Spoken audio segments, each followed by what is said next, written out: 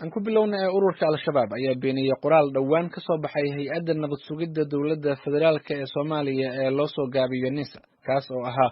in ururka Al-Shabaab uu qorsheynayo weerar ka dhan ah madaxweynaha iyo ra'iisul wasaaraha Soomaaliya. Al-Shabaab ayaa sidoo kale iska fogeeyay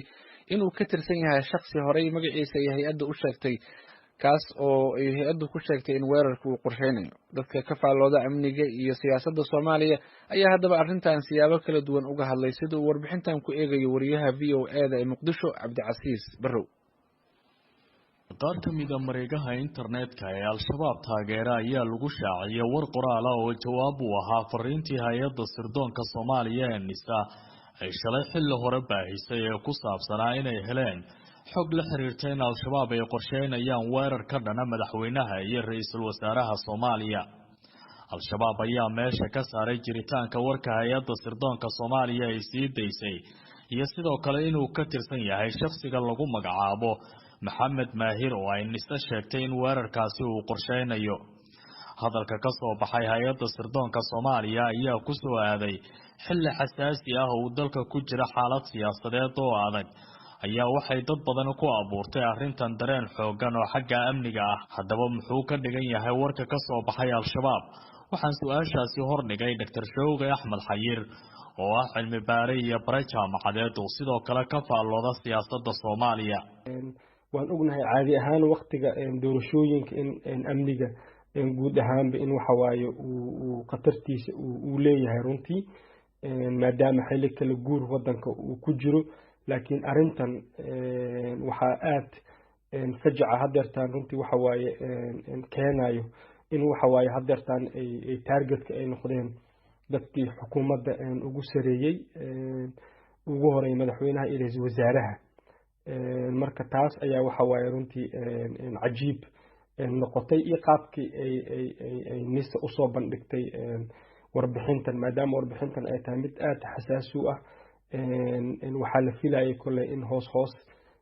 ay mas'uuliyiinta arrintan ay quseysay inay la wadaagaan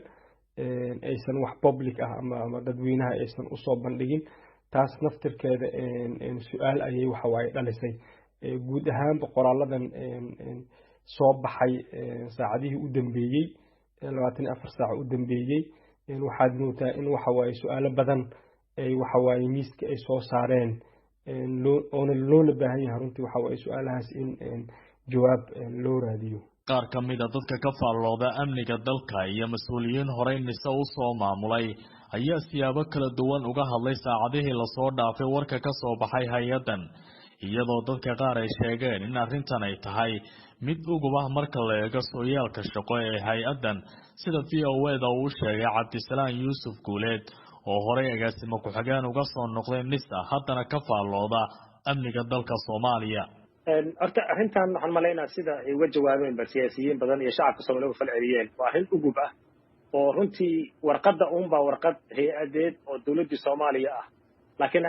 waxa nuxurka ay xambaarsan tahay wuxuu ahay nuxur Al-Shabaab arrinteeda gudbinayay wuxuu kaloo ahay nuxur siyaasadeed oo cabsi weyn ku abuuraya dadka waxaad kaloo arki kartaa waxa isbiirsaday markuu ra'iisul wasaaruhu xubinnimadii ka qaaday laba guddiga doorashada ka mid ahayd iyo warqadda ka imaanaysa South West ama Koonfur Galbeed iyo warqadda NISA intaas hal mar isoo waafaqayaan intaasna waa inta xiriirka gaarka la leh bilada Soomaaliya madaxweyne Farmaajo marka waxaad u malaysaa wax lagu qalqal gelinayo cabsi weyn lagu abuurayo hay'adaha amniga madaxda wadanka iyo doorashada laakiin waxay dana dhabar jab weyn ku tahay runtii isku halayntii ciidamadii Soomaaliya iyo amniga qaranka. madaxweynaha Soomaaliya ee waqtigiisu dhamaaday Maxamed Cabdullaahi Farmaajo iyo ra'iisul wasaare Maxamed Xuseen Rooble waxaa iminka u dhaxeeya khilaaf aan weli xal laga gaarin. aqoonyahanka qaar ayaa ku doodaya in arrimahan oo dhan ay la xiriiraan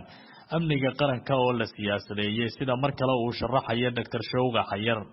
hay'adaha amniga Soomaaliya in waxa waaye muddooyinkii la soo dhaafayba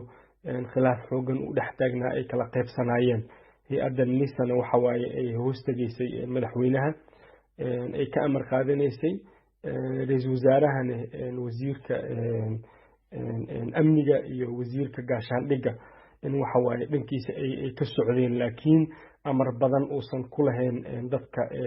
labadaas wasiir ka sii hooseeyo marka waxaad u malaysaa amnigii Soomaaliya la siyaasadeeyey oo runtii waxa waaye ay ku milmeen arrintan doorashooyinka iyo khilaafaadkan soo taagnaa u dhexeeyay ra-iisul wasaaraha iyo madaxweynaha. Caasimada Soomaaliya ee Muqdisho iyo qaar ka mid ah magaalooyinka dalka warka ka soo kala baxay NISA iyo Al-Shabaab ayaa si weyn looga hadal hayaa, waxaana dad fara badan ay su'aalo ka keenayaan amniga dalka xilli Soomaaliya ay ku jirto marxalad kala guura. Cabdicasiis Barrow, VOA, Muqdisho.